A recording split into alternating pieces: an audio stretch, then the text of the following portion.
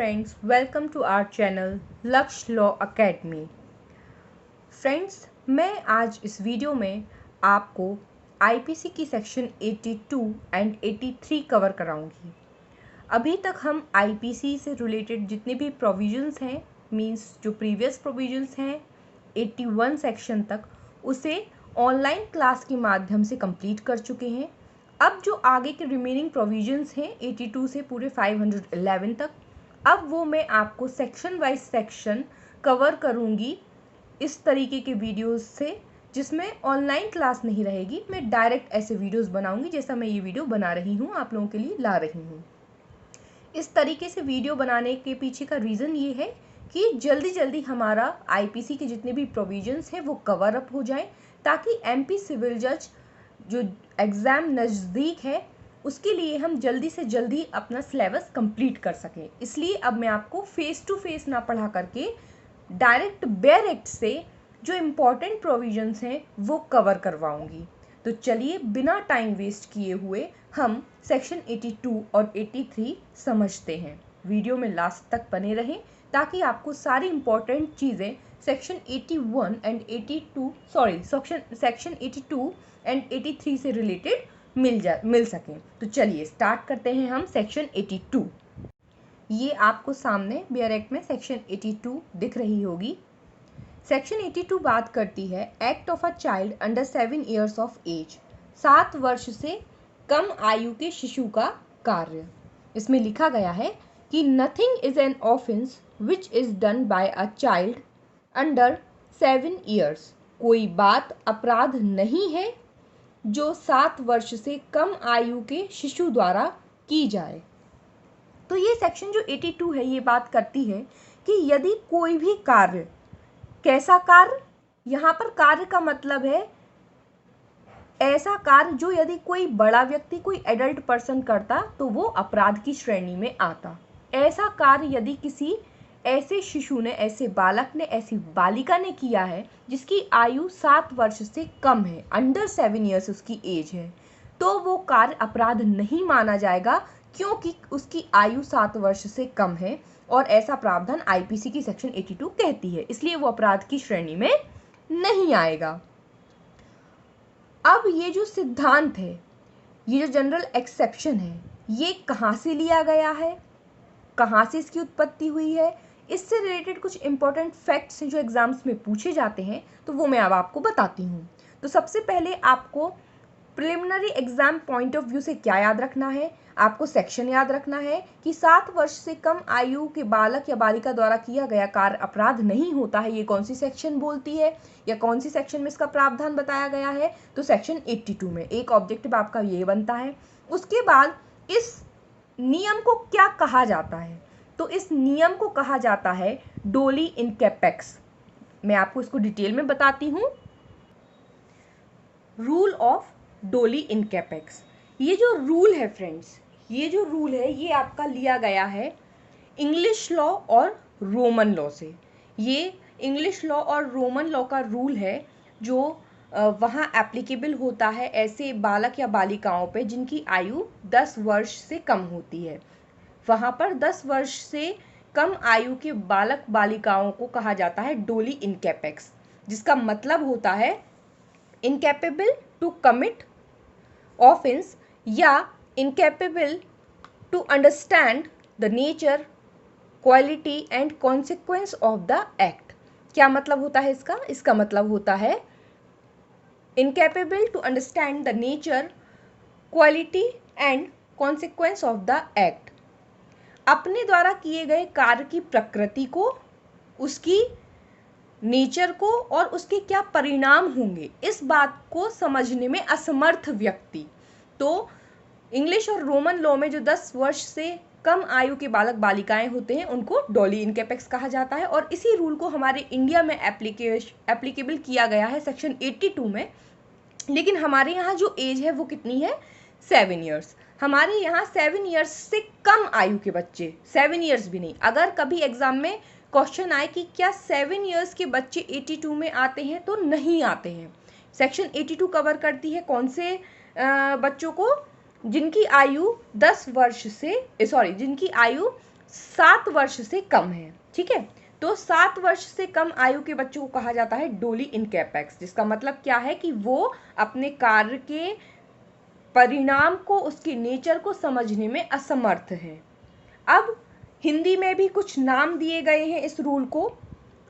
तो हिंदी में जो नाम दिए गए हैं उसको कहा जाता है परम उन्मुक्ति का सिद्धांत या अप्रतिरोध आवेश का सिद्धांत। आपको स्क्रीन पर दिख रहा होगा। तो कभी भी आपसे पूछ लें कि परम उन्मुक्ति का सिद्धांत या अप्रतिरोध आवेश का सिद्धांत आईपीसी की किस धारा में बताया गया है, तो आपको याद रखना है सेक्शन 82 में। ये प्रिलिमिनरी पॉइंट ऑफ व्यू से बहुत इंपॉर्टेंट कुछ सिद्धांत हैं जो पूछे जाते हैं। अब कुछ इंपॉर्टेंट केस लॉज को हम देख लेंगे। कुछ इंपॉर्टेंट केस लॉज जो इस सेक्शन से रिलेटेड है, वो पहला है क्वीन वर्सेस लुखिनी अग्रदननी 1874। इस केस में कोर्ट ने कहा कि merely the evidence of that age would be a conclusive proof of the innocence of a child and would really be an answer to any charge against him।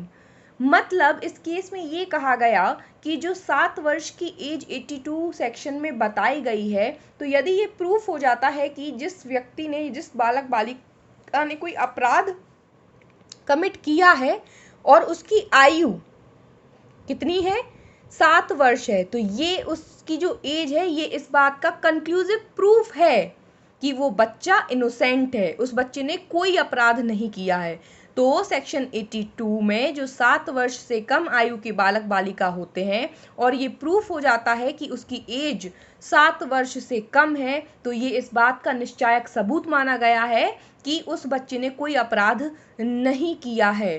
किसी बात को निश्चायक सबूत मान लेने का अर्थ होता है कि अब आप उसके लिए कोई एविडेंस, कोई साक्ष्य न्यायालय में पेश नहीं कर सकते। ठीक है, तो अगर 7 वर्ष से कम आयु प्रूफ हो गई है किसी बालक बालिका के कोई कृत्य करने के लिए, तो ये मान लिया जाएगा कि उसने कोई अपराध नहीं किया है और उस चीज़ को प्रूफ करने के लिए कोई एविडेंस नहीं दिया जाएगा कि इसने अपराध किया है। हाँ, एज को लेकर के आपको प्रूफ देना है कि नहीं, इस बालक या बालिका की एज 7 वर्ष से कम नहीं है, ये 8 वर्ष का है या 9 वर्ष का है, इस चीज़ का आप प्रूफ दे सकते हैं। लेकिन ये प्रूफ हो जाने के बाद कि उसकी आयु 7 वर्ष से कम है, उसके एज का प्रूफ हो जाने के बाद उसके कार्य के लिए आप एविडेंस नहीं देंगे कि नहीं उसने अपराध किया है। क्यों? क्योंकि सेक्शन 82 जो है वो ये बात बोलती है कि यदि 7 वर्ष से कम आयु की बालक बालिका है तो उसका कार्य कभी अपराध हो ही नहीं सकता। तो एज क्या है यहाँ पर? कंक्लूसिव प्रूफ है। ये किस केस में कहा गया? Queen versus Lukhni Agradanini 1874। दूसरा केस है उत्तम चंद 1946 और तीसरा केस है मार्श वर्सेस लोडर 1863। ये कुछ इंपॉर्टेंट केस लॉज हैं जो इस सेक्शन से रिलेटेड हैं और आपके एग्जाम्स में पूछे जा सकते हैं। तो चलिए आगे बढ़ते हैं हम सेक्शन 83 की तरफ। 82 से इंपॉर्टेंट जितने भी तथ्य थे वो मैंने आपको बता दिए हैं। स्टार्ट करते हैं सेक्शन 83। सेक्शन 83। सेक्शन 83 बात करती है act of a child above 7 years and under 12 of immature understanding।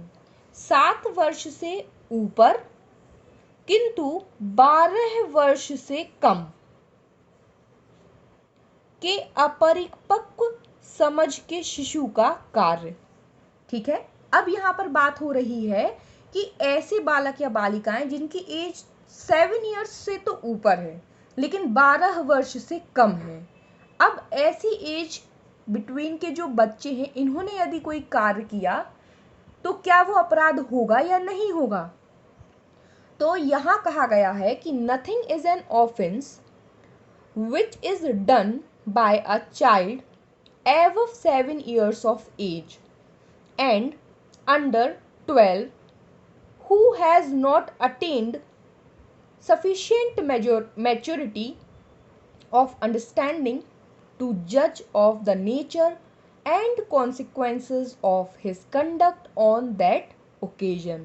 क्या कहा गया है? एक बार हिंदी में भी देखेंगे। कोई बात अपराध नहीं है जो 7 वर्ष से ऊपर और 12 वर्ष से कम आयु के ऐसे शिशु द्वारा की जाती है जिसकी समझ इतनी परिपक्व नहीं हुई है कि वह उस अवसर पर अपने आचरण की प्रकृति और परिणामों का निर्णय कर सके। तो यहाँ पर क्या कहा गया है कि जो बच्चा है उसकी एज जो है वो 7 इयर्स से तो एबव है, 7 वर्ष से तो ज़्यादा है, लेकिन 12 वर्ष से कम है। और उस बच्चे ने जो काम किया है, तो जिस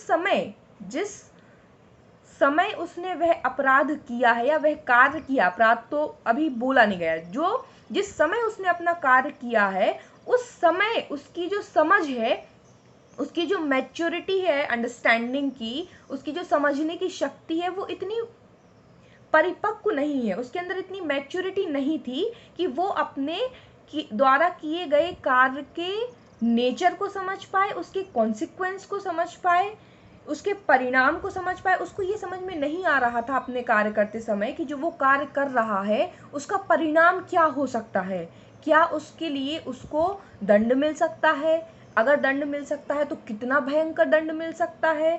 बस उसने वो कार्य कर दिया, उसको समझ ही नहीं है उतनी कि उसने जो कार्य किया है वो गलत है, सही है, दंडनीय है या नहीं है।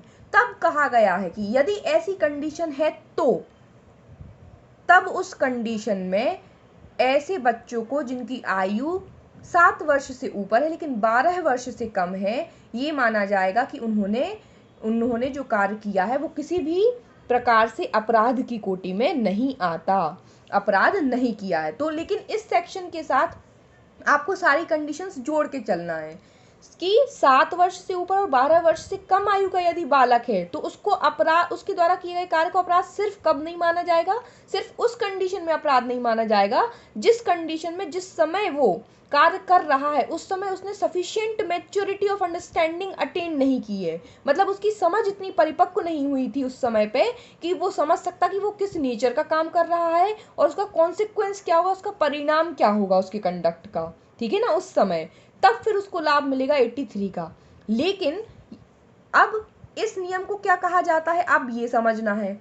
जैसे सेक्शन 82 को कहा गया डोली इनकैपेक्स, मतलब incapable of understanding the consequence of nature of his act, कि जो व्यक्ति है वो अपने द्वारा किए गए कार्य के परिणाम को, उसके प्रकृति को समझने में असमर्थ है। डोली इनकैपेक्स 82 में। 83 इसका अपोजिट रूल चलता है, डोली कैपेक्स की बात करता है। ये किसकी बात करता है, डोली कैपेक्स की। चलिए मैं आपको बताती हूँ इस नियम के बारे में। ये देखिए स्क्रीन पर आपको दिख रहा होगा रूल ऑफ डोली कैपेक्स। तो सेक्शन 83 क्या हो गया, 82 का अपोजिट हो गया, मीन्स डोली कैपेक्स।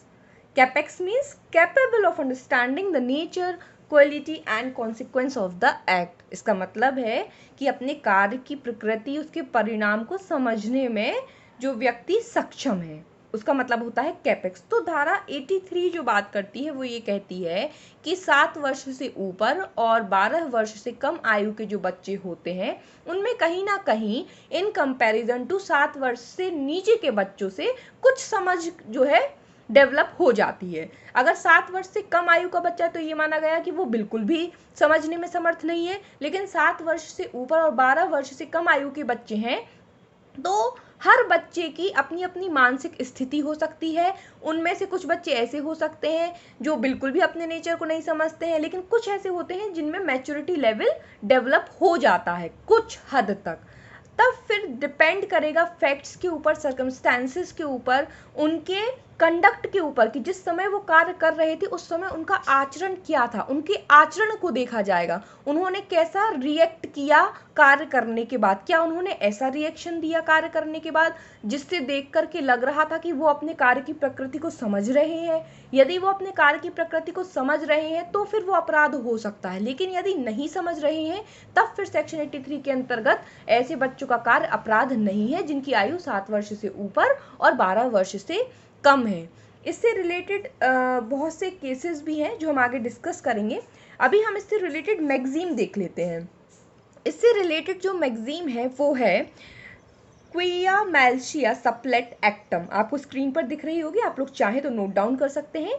क्विया मैल्शिया सप्लेट एक्टेटम, इसका मतलब होता है malice makes up for age, दुर्भावना आयु के अनुसार बनती है। तो ये सेक्शन 83 पे डिपेंड है, ये मैगजीन, इस मैगजीन पे सेक्शन 83 है कि दुर्भावना आयु के अनुसार बनती है। ऐसा कहा जाता है कि जैसे जैसे व्यक्ति बड़ा होता जाता है उसके अंदर दुर्भावनाएं जो है डेवलप हो जाती हैं। तो इसलिए इसमें 7 वर्ष से ऊपर और 12 वर्ष से कम आयु के बच्चों को ये कहा गया है कि देखा जाएगा उनका कंडक्ट कैसा था, क्राइम करते समय या कोई कार्य करते समय वो समझ पा रहे थे, उनके अंदर दुर्भावना थी, अगर थी तो ऑफेंस होगा, अदरवाइज नहीं होगा।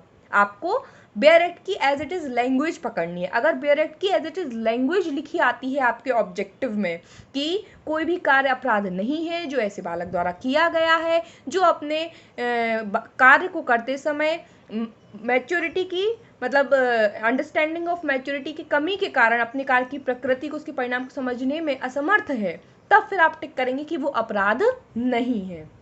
ठीक है, अब इससे एक रिलेटेड केस लॉ देखते हैं हम। इससे रिलेटेड केस लॉ है उल्लाह महापात्रा 1950। केस लॉ क्या है? सेक्शन 83 से रिलेटेड उल्लाह महापात्रा 1950, उल्लाह महापात्रा 1950 का जो है इससे रिलेटेड केस है। तो ये कुछ चीज़ें थी जो सेक्शन 82 और 83 से बहुत ही मोस्ट इम्पॉर्टेंट है आपके एग्जाम पॉइंट ऑफ व्यू से। तो आपको preliminary exam point of view से याद रखना है सेक्शंस की हेडिंग कि सेक्शन 82 क्या बोलती है, सेक्शन 83 में क्या हेडिंग है। आपका पहला क्वेश्चन हेडिंग बेस्ड आएगा।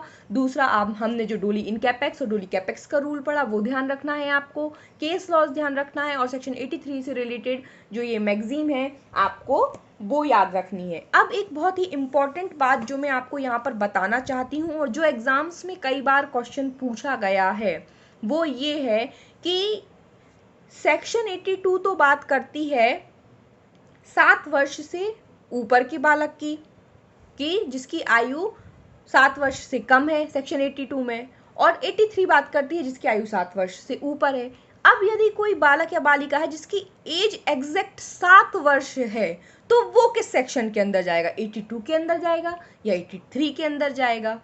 तो मैं आपको बताती हूँ कि इस कंडीशन में क्या होगा। तो इस कंडीशन में जो बच्चा है जिसकी आयु एग्जैक्ट 7 ईयर्स है उसको सेक्शन 82 का लाभ मिल जाएगा। वो बच्चे के साथ डील किया जाएगा अकॉर्डिंग टू सेक्शन 82, और वो किसी अपराध का या जो उसका एक्ट है उसके लिए अपराधी की तरह लायबिल नहीं होगा। क्यों? क्योंकि हम सामान्य नियम पहले भी पढ़ चुके हैं कि हमेशा बेनिफिट ऑफ डाउट किसे मिलता है? Benefit of doubt always goes to accused.